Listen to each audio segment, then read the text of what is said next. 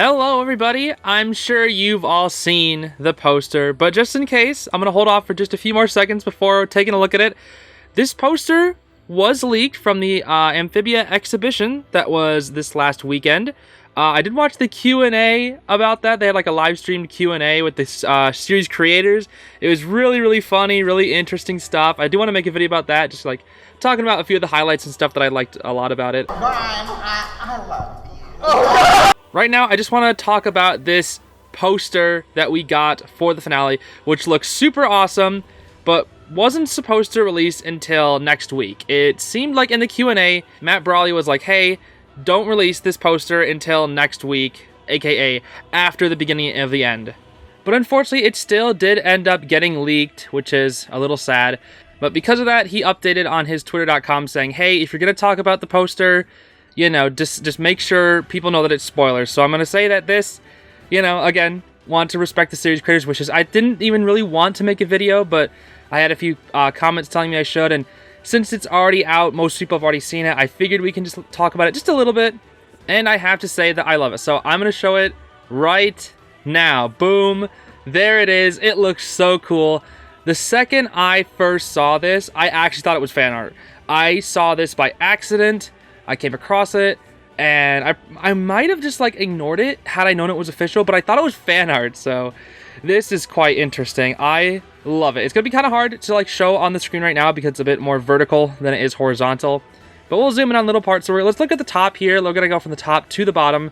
At the top, we see lots of the Frobos coming on in. A little, something like little islands or something. It's kind of hard. There's like other things here and here. I'm not really sure what those are. They just look like little platforms for maybe Frobos to stand on, or maybe some other type of weapon that we haven't seen before. I'm not sure. We also have what looks to be Andrias' castle, you know, the Utopian castle, coming through the portal into Earth. We'll get to that later. We have Domino 2, of course, Domino 2. And then, yeah, that's about it for the top. Obviously, there's like lasers coming from the Frobos. That just makes sense. And then we look at the middle here. This is where things get kind of interesting because there's two new things that we haven't really seen. Obviously, on the left, we have Andrias looking, you know, a bit grim, maybe going to be making a decision here soon. I did make a theory about how I think Andrias will betray Marcy, so, you know, just look at him there, maybe.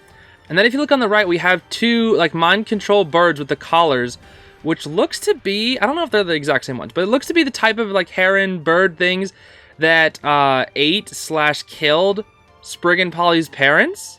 So I don't know if that's like significant. I don't know if these are the same ones.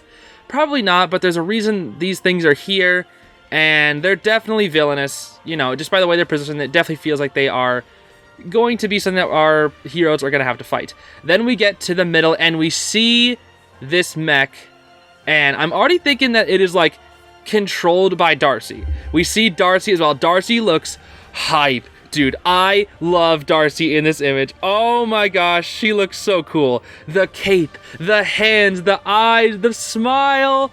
Oh, it's so good. And I think she is literally controlling this mech. I don't know if she's going to be inside it, but she's like synced up to it, you know, sort of like a...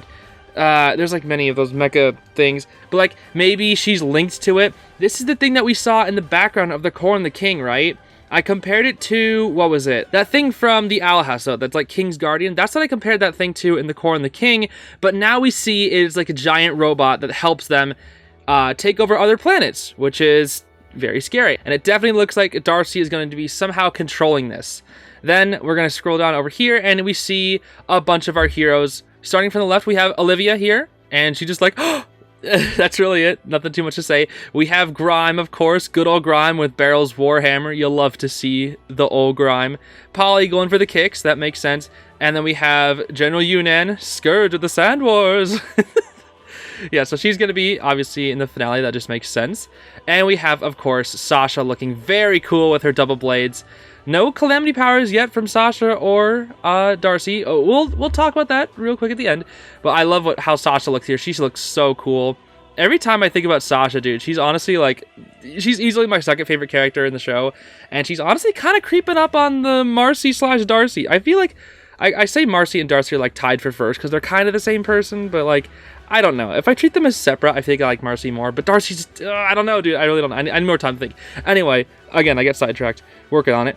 Then we see below Sasha, we have this actually what I thought was such a cool shot of Sprig with the letter.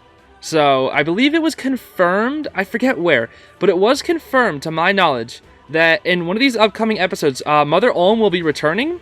And we've seen the hidden writing on the pot and the note.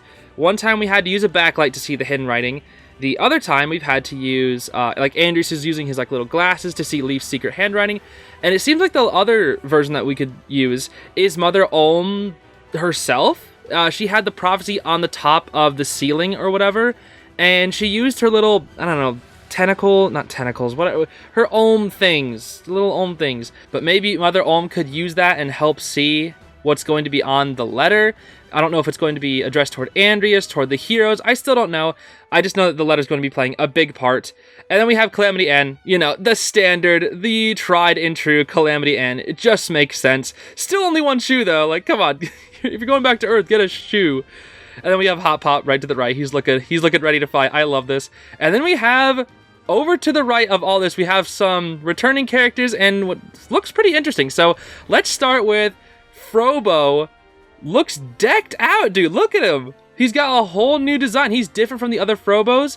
I think this is going to be because Polly is going to be building Frobo for the war. I don't know if she's going to be able to work with the people on Earth to help make Frobo stronger. Maybe. But for right now, I just love this new look of Frobo. He looks so cool. Look, he's even got the new smile. He's not going to be like a little RC car anymore. He's actually going to be decked out and ready to fight. And I think that's super cool. And then we have, of course, Mr. X returning. I love Mr. X, dude. I know I didn't start making videos while the frickin' Escape to Amphibia released, but I would have loved to talk about Mr. X. Mr. X is so fun, dude. He's such a fun villain. He's so fun and silly, and then Jenny is just there too. Jenny doesn't really do much. I don't think she's had a single line in the entire show. She's just kind of there for Mr. X to like talk to. I don't know. She's funny though. I like Jenny. And then what I thought was the coolest thing was we have Anne's parents decked out in some like weird futuristic sort of armor.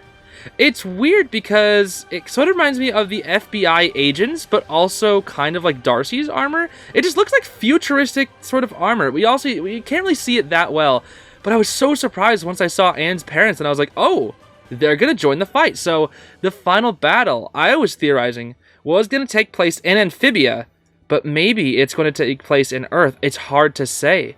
And then if we just scroll down to the bottom, we just see it's Los Angeles, you know, the very pretty version. They were talking about how they designed Los Angeles to make it very beautiful in the show. I do really love what they did with the art direction of the city because it just looks so pretty. But there it is. That is the full poster.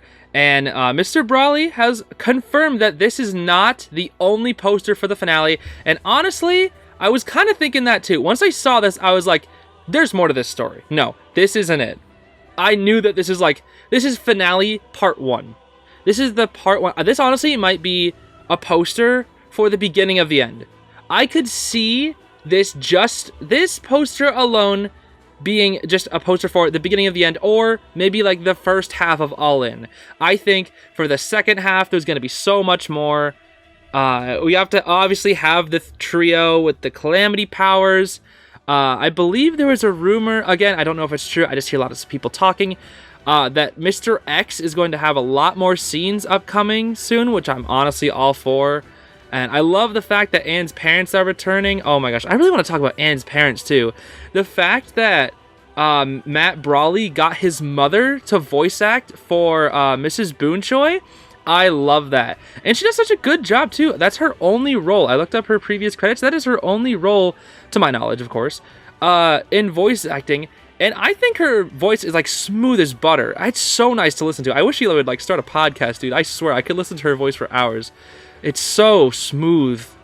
Anyway, but yeah, I love what I see here. I love this poster. There's a lot here, a lot of new stuff. You know, the herons, the birds, confirm that we're returning to Earth. I think what Andrias is going to be able to do is open up a giant portal by using like a laser beam from the castle that's like connected to the Calamity box. The top of the castle can like shoot laser beams. I'm thinking if that is like connected to the Calamity box, you could shoot like laser beams that open up portals and make a giant portal for the entire castle to just fly in, and you can just attack from there using your aerial Frobos or whatever. I think it's going to be super cool, and then you have the big old mech to start causing chaos.